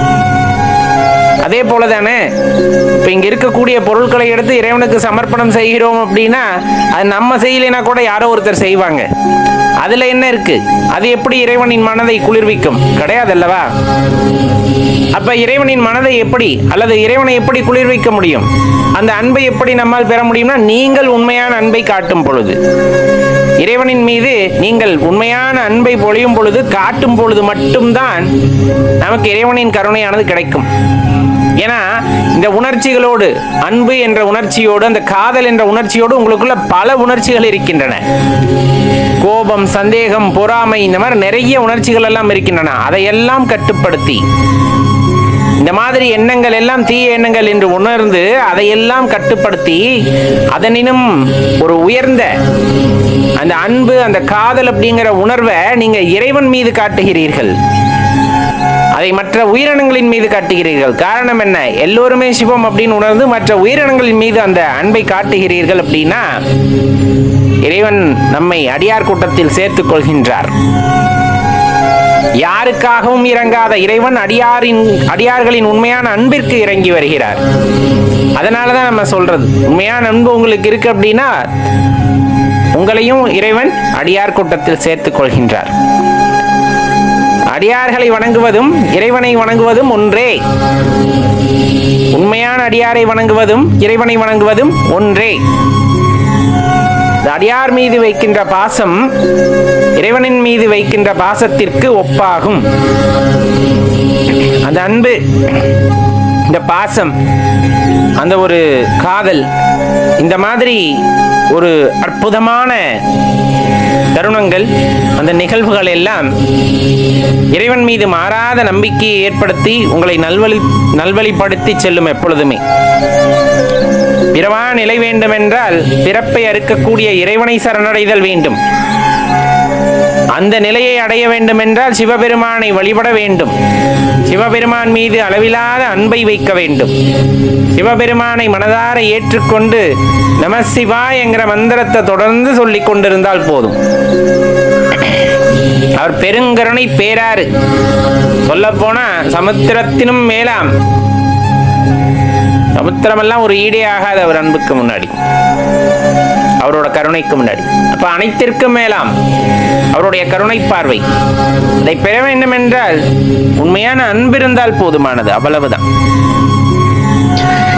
நமக்குள்ள பெரிய குழப்பங்கள் பல இருந்தாலும் இனம் புரியாத ஒரு குழப்பம் எப்பொழுதுமே இருந்து கொண்டிருக்கிறது. ஐயனை வழிபட வேண்டும் என்று நாம் நினைக்கின்றோம், கட்டாயமாக வழிபடுகின்றோம். ஆனா ஏனோ தெரியல, ஒரு வாரம் 10 நாள், ஒரு மாதம் 6 மாதம் இந்த மாதிரி வழிபட்ட பின்னர் ஏனோ ஒரு தயக்கம், ஒன்றும் பிரயோஜனம் இல்லையே, எதுவும் நடக்கவில்லையே, என்னால் எதுவும் உணர முடியவில்லையே அப்படிங்கிற அந்த ஒரு எண்ணத்தினால பார்த்தீங்கன்னா அந்த பக்தியிலிருந்து விலகுவது அப்படிங்கிறது ஒரு சிலரிடம் காணப்படுகின்றது. அந்த கேள்வி நமக்குள்ளும் எழலாம். ஒரே ஒரு விஷயம்தான் இப்ப என்ன அப்படின்னு பார்த்தோம்னா, நமக்கு நல்லா தெரியும், நாயன்மார்களை பத்தி கேள்விப்பட்டிருப்போம், சித்தர்களை பத்தி கேள்விப்பட்டிருப்போம். இப்ப சித்தர்கள் அப்படிங்கிறவங்களை பத்தி நமக்கு நல்லாவே தெரியும். பல சித்துக்களை அடைந்தவர்கள், அதுலேயும் வந்துட்டு இந்த பஞ்சபூத இயக்கங்களை பற்றி நன்கு அறிந்தவர்கள் அப்படின்னு சொன்னா அது மிகையாகாது. அது இந்த பிரபஞ்சத்தில் உள்ள பஞ்சபூதத்தையும் பற்றியும் சரி, இந்த உடலில் உள்ள பஞ்சபூத ஆதிக்கங்களையும் பற்றி நன்கு அறிந்தவர்கள் சித்தர்கள். அவர்கள் கூறும் பொழுது சிவபெருமானை எப்பொழுதுமே உயர்த்தியே கூறுகிறார்கள். காரணம், எல்லாத்திற்கும் மூலவன், இந்த பிரபஞ்சமே அழிந்தாலும் அழியாமல் இருக்கின்ற ஒருவர் என்றால் அது சிவபெருமான். அந்த எல்லையற்ற ஆற்றல் அப்படிங்கிறது எப்பவுமே அழியாத ஒரு ஆற்றல் அப்படின்ட்டு சித்த பெருமக்களாலும் ஞானிகளாலும் குறிப்பிட்டு சொல்லப்படுகின்றது. தீவினைகள் எல்லாத்தையும் அழிப்பவர், தீவினைகள் எல்லாத்தையும் அழிக்கக்கூடியவர் அப்படின்னு சொன்னா அது நம்பெருமானை சொல்ல முடியும். சரி, இப்படி இருக்கல நம்மை ஆட்கொண்டிருக்கின்றார், வழிபடுகின்றோம், என்னன்னே தெரியல, திடீர்னு மனதுல ஒரு குழப்பம், எதுவுமே எனக்கு கிடைக்கலையே அப்படிங்கிற அந்த ஒரு விரக்தி எண்ணம் அது என்னை சூழ்கிறது, அதனால் நான் பின்வாங்குகின்றேன் அப்படிங்கும் போது நம்ம நினைவில் கொள்ள வேண்டியது ஒரே ஒரு விஷயம்தான். நாயன்மார்களாகட்டும் சித்தர்களாகட்டும் அவர்களுக்கும் இது போன்ற எண்ணங்கள் தோன்றியிருக்கலாம். கண்டிப்பாக அவர்கள் மனதிலும் இந்த சஞ்சலங்கள் ஏற்பட்டிருக்கலாம். ஆரம்ப காலகட்டத்தில் எதுவுமே நம்மால் உணர்ந்து கொள்ள முடியவில்லை என்னும் பொழுது கட்டாயமாக இந்த தயக்கம் இயல்பாக எழும். ஆனால் அதை மீறி, அந்த உணர்ச்சிகளை மீறி அடுத்த கட்டம் என்ன அப்படிங்கறது அந்த தேடுதலை விரைவுபடுத்தும் பொழுதுதான் நமக்கு அடுத்த படிநிலையானது வாய்க்கப்பெறும். ஏன்னா பெரும்பாலும் பொய்யிலே வளர்ந்து கொண்டிருக்கின்றோம். பொய்யான உடல், பொய்யான பிரபஞ்சம், பொய்யான உலகம், பொய்யான மனம், எல்லாமே பொய். எது உண்மை? எம்பெருமான் மட்டுமே உண்மை. அப்ப அந்த உண்மையை உணர்ந்து கொள்ள வேண்டும் என்றால் சிறிது காலம் எடுக்கத்தான் செய்யும். நம் மனதில் ஒரு சறுக்கல் ஏற்படுகிறது என்றால் அது பொய்யான சறுக்கல் அப்படிங்கிறத உணர்ந்து கொள்ள வேண்டும். எப்பொழுதெல்லாம் அந்த பொய் மேவுகிறதோ அப்பொழுதெல்லாம் நீங்கள் உச்சரிக்க வேண்டிய அந்த பஞ்சாட்சர மந்திரத்தின் அளவு, ஒளியளவு அதிகபட்சமாக இருக்க வேண்டும். என்று என் மனதில் சந்தேகம் எழும்புகின்றதோ அந்த நிமிடம் நாம் ஓம் நம சிவாய அப்படிங்கிறத என்னால எந்த அளவுக்கு உயர்த்தி சொல்ல முடியுமோ அந்த அளவுக்கு உயர்த்தும் பொழுது அந்த பொய்யானது அந்த இடத்தில் அடிபட்டு போகின்றது. மனம் நம்மை தாறுமாறாக கூட்டி செல்லும் அல்லவா? இப்படியெல்லாம் கிடையாது, இதை விட்டு வெளியவான்னு சொல்ற போது நம்ம சொல்ல வேண்டிய மந்திரம் ஓம் நம சிவாயங்கிறத உறக்க சொல்லுங்க. சொல்லும் பொழுது உங்களுக்குள் இருக்கின்ற தீய எண்ணங்கள் உங்களை தடுமாறி அழைத்து செல்ல வேண்டும் என்ற அந்த மனம் கட்டுப்படுகின்றது. அதுதான். ஏன்னா இப்ப நமக்கு முன்னாடி வாழ்ந்த முன்னோர்கள் நிறைய பேர் ஈசனோட பாதத்தை சரணடைந்திருக்கிறார்கள் என்றால் அவர்களுக்கும் இந்த தடை இருந்திருக்கும். ஆனால் அதையெல்லாம் தாண்டி அந்த பொய்யை மீறி, அந்த பொய்யை அழித்து அதன் பின்னர் அந்த இறைவனை உணர்ந்து, நம் பெருமானை உணர்ந்து அவருடன் சரணடைந்திருக்கிறார்கள், அவரின் பாதத்தை சேர்ந்திருக்கிறார்கள் என்றால் நம்மால் முடியாதா? எப்பவுமே இறைவன் அன்பு காட்டுபவர்களிடத்தில் இருப்பார். நாம் விலகி செல்லும் பொழுதும் நம்முடன் இருப்பார், ஆனால் வெளிப்பட மாட்டார். அவரை நாம் நெருங்கி செல்லும் பொழுது நம்முள் இருப்பவர் வெளிப்படுவார், ஆனந்த தாண்டவத்துடன் வெளிப்படுவார். அது அலாதியான இன்பம், அதை உணர வேண்டும். அதற்காகத்தான் சொல்லப்படுவது அடியார்களே, எந்த நிமிடத்தில் சலனம் வந்தாலும் ஓம் நம சிவாயங்கிற ஒரு மந்திரம் போதும். எந்த நிமிடத்தில் நமக்கு குழப்பம் வந்தாலும் ஓம் நம சிவாயங்கிற அந்த ஒரு மந்திரம் போதும். அப்ப வாழ்க்கையில நம்ம இருக்கின்ற பொய்யான மாயைகளிலிருந்து விடுபட்டு உண்மையான பரம்பொருளை தேடும் பொழுது பல தடைகள் வரத்தான் செய்யும், பல இன்னல்கள் வரத்தான் செய்யும், பல பேர் தூற்றத்தான் செய்வார்கள், பல பேர் ஏசத்தான் செய்வார்கள். நாம் யாருக்காக தேடுகின்றோம்? நமக்காக, நமக்குள் இருக்கின்ற பேரானந்த நிலையை உணர்ந்து கொள்ள வேண்டும் என்று ஈசனை தேடும் பொழுது, அவரை வழிபடும் பொழுது மற்றவர்கள் பேச்சிற்கு நாமே இடம் கொடுக்க வேண்டும். அதே போல் நம் மனம் தவறாக சொல்லும் பொழுது அதற்கு ஏன் நாம் பணிந்து செல்ல வேண்டும் அப்படிங்கிற அந்த ஒரு உன்னதமான அந்த தன்மை வந்து விட்டால் நமது தேடுதல் ஒரு அர்த்தமுள்ளதாக இருக்கும். அடியவர்களே, யோசித்து பாருங்கள். சின்ன விஷயமா இருந்தாலும் ரொம்பவும் ஆழமான விஷயம். ஏன்னா எல்லாத்து வாழ்க்கையிலையும் வரக்கூடிய சின்ன தடுமாற்றம் தான். அந்த தடுமாற்றத்தில் யார் நிலைத்திருந்து அடுத்த படிநிலைக்கு செல்ல வேண்டும் என்ற உறுதியோடு நகர்கிறார்களோ, அந்த பொய்யை மீறி, அந்த பொய்யை அழித்து அடுத்த நிலைக்கு செல்கிறார்களோ, அவருக்கு இறைவனோட அந்த அருட்கடாட்சம் கண்டிப்பாக கிடைக்கும். எம்பெருமானோட அந்த முழுமையான, அந்த பூரணமான அருளாசி அவர்களுக்கு கிடைக்கும். திரிபுரத்தை எரித்தவருக்கு நம்முள் இருக்கின்ற அந்த தீய எண்ணங்களை அழிக்க தெரியாதா, எரிக்க தெரியாதா? ஆனால் நாம் சரணடைய வேண்டும். அதுதான் அந்த இடத்துல முக்கியம். நமக்குள்ள இருக்க தீய எண்ணங்களை கொஞ்சம் கொஞ்சமா அழிச்சிடுவார். நமக்குள்ள இருக்க தீய எண்ணங்களை கொஞ்சம் கொஞ்சமா அழிச்சிடுவார். எப்ப நம்ம அவரை ஏற்றுக்கொண்டு நாம் அவரை சரணடையும் போது நம்மை ஒரு புனிதமான ஒரு ஆத்மா என்பதை நமக்கு உணர வைப்பார். இப்போ ஒரு சில குழந்தைகள்லாம் பார்த்தீங்கன்னா ஒரு 3 வயசு 4 வயசுலேயே தேவாரம் பாடுறாங்க, திருவாசகம் பாடுறாங்க. ஒரு சில பேர் 10 வயசு ஆனதுமே இறைவனுடைய நாட்டத்தில் செல்கிறார்கள். ஒரு சில பேர் 15-20 வயசுக்கு மேலே தான் அந்த ஆன்மீகம்னா என்னன்னே தெரிஞ்சுக்கிற ஒரு வாய்ப்பை பெறுறாங்க. சில பேர் 40 வயசு 50 வயசுக்கு மேலே தான் அந்த தெளிவே கிடைக்குது. ஒரு சிலருக்கு அந்த தெளிவே கிடைப்பதில்லை. இதோட சூக்ஷமம் தான் என்ன? ஏன் சில குழந்தைகள்லாம் பிறவியிலேயே சிவசிவா அப்படின்ட்டு வரும்போதே சிவபக்தியோடு வருகிறார்களே, இந்த வாய்ப்பு நமக்கு ஏன் இல்லாமல் போனது? இப்படியெல்லாம் நிறைய யோசித்திருப்பது உண்டு. அப்புறமா சில ஞானிகள் அவங்களோட வரலாறுகளை எல்லாம் படிக்கும் பொழுது ஒரு தெளிவு கிடைத்தார் போல ஒரு உணர்வு. என்ன எப்படி இருக்கும்? ஏன்னா இப்போ ரமண மகரிஷி ஐயாவை பற்றி நீங்கள் படிச்சிங்கன்னா உங்களுக்கு தெரிஞ்சிருக்கும். அதே போல் சிவவாக்கியரை பற்றி படிச்சிருந்தீங்கன்னா தெரிஞ்சிருக்கும். பிறக்கும் போதே சிவசிவா அப்படின்ட்டு பிறந்தவர். இப்போ இந்த மாதிரி நிறைய இருக்கிறாங்க இல்லைங்களா, சித்தர்கள், ஞானியர்கள். இவங்கெல்லாம் பிறக்கும் போதே ஒரு அதீத ஆற்றலுடன் பிறக்கிறார்களா அப்படின்னா பிறப்பவர்களும் உண்டு. சில பேர் அவர்களுக்குடைய அந்த காலம் வரையிலும் அமைதியாக வாழ்ந்து கொண்டிருப்பார்கள், இயல்பான வாழ்க்கையில் வாழ்ந்து கொண்டிருப்பார்கள். ஏதோ ஒரு காலகட்டத்தில் அவங்களுக்கு மனதில் அந்த ஒரு தெளிவானது உண்டாகிறது. தெளிவு எப்படின்னா ஒரு சிலருக்கு அதாவது படிப்பினைகள் மூலமாக உடன் பிறந்தவர்களாலோ பெற்றவர்களாலோ அல்லது வேறு ஏதேனும் சமூகத்தில் உள்ளவர்களாலோ ஏமாற்றப்படுதலோ அல்லது இழப்போ, இந்த மாதிரி ஏதோ ஒரு காரணியின் காரணமாக மனதில் ஒரு தெளிவு உண்டாக ஆரம்பிக்கின்றது. இந்த வாழ்க்கையை பற்றின ஒரு எண்ணமானது ஒரு நொடியிலே மாறும். இப்படித்தான் போகும், இந்த வாழ்க்கை இப்படித்தான் போகும் நம்ம நினைச்சுக்கிட்டு இருக்க அந்த வினாடியில எல்லாமே மாற்றத்துக்கு உட்பட்டதே, இது ஒன்று மட்டும் எப்படி நிலையா இருந்துரும் அப்படிங்கிற மாதிரி ஒரு கிட்டத்தட்ட சொல்ல போனா என்ன சொல்றது, ஒரு கொண்டை ஊசி வளைவு மாதிரி சடார்னு மாறிடும். அப்போ இதுக்கெல்லாம் காரணம் என்னவா இருக்கும்? ஏன் சில குழந்தைகள் 6-7 வயசுலேயே ஞானம் அடைந்தவர்கள் போல இருக்கிறார்கள், நல்லா பேசுகிறாங்க. அதே போல் சில பேர் 30-40 வயசுக்கு அப்புறமா அவங்களுக்கு அந்த தெளிவு உண்டாகிறது. அப்படின்னா எல்லாம் நாம் செய்வதுதான், எல்லாம் நாம் பயிற்சி செய்வதுதான். சித்தம் தெரிந்தவர்களை சித்தர் என்பார்கள்.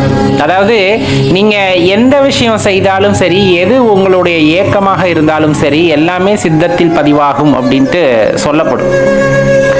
அப்ப இறைவனை பற்றி அறிந்து கொள்ள வேண்டும். இந்த பிரபஞ்ச தோற்றத்தை பற்றி, இந்த பிரபஞ்சத்தின் ஆற்றலை பற்றி இன்னும் நிறைய விஷயங்களை தேடி தேடி தேடி நம்ம போறோம். அப்படிங்கும் போது அது நம்ம மூளையில பதிவாகுது அப்படின்னு சொல்லுவாங்க அறிவியல் பூர்வமா. நம்மளுக்கு சித்தம்னு ஒரு பிரிவு உண்டு.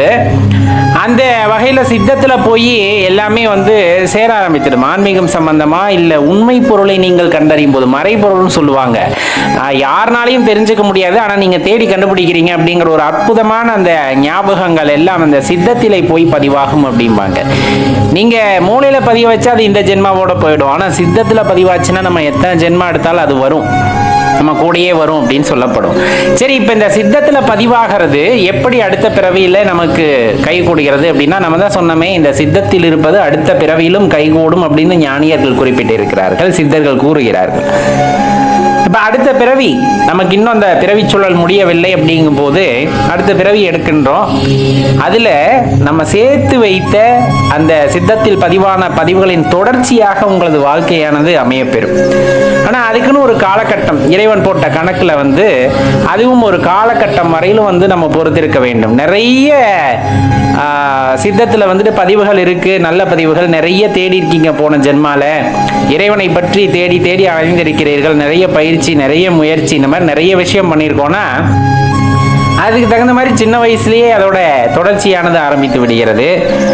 இல்லை அப்படிங்கும் போது அந்த இயல்பான மயக்கங்களில் சிக்கி நிறைய இடத்துல நிறைய அனுபவங்களை பெற்று மீண்டும் அதெல்லாம் போயின்னு எந்த க்ஷணம் நீங்க உணர்கிறீர்களோ அப்பதான் அந்த சித்தமானது அந்த விஷயத்தை நம்ம போன பிறவியில ஏதோ கொஞ்சம் நஞ்ச சேர்த்து வச்சிருந்ததோட தொடர்ச்சியை ஆரம்பிக்க அது உதவுகிறது. அப்ப இதுல இருந்து நம்ம என்ன தெரிஞ்சுக்கணும்? இந்த சித்தம் அப்படிங்கிறத பத்தி சொல்லும் பொழுது நம்ம தெளிவா தெரிந்து கொள்ள வேண்டிய விஷயம், எந்த அளவுக்கு இந்த ஜென்மாவில் உங்களால் முடிகிறதோ இறைவனை பற்றி தேடி தேடி அறிந்து கொள்ளுங்கள். அவரை பற்றின பதிவுகளை சித்தத்தில் ஏற்றிக்கொண்டே இருங்கள். கண்டிப்பா ஒரு காலகட்டத்தில் அது நம்மளுக்கு பயன்படக்கூடும். இப்ப இல்லைன்னா கூட நம்ம இந்த ஜென்மாவே போதும் அப்படின்னு நினைக்கிறோம்.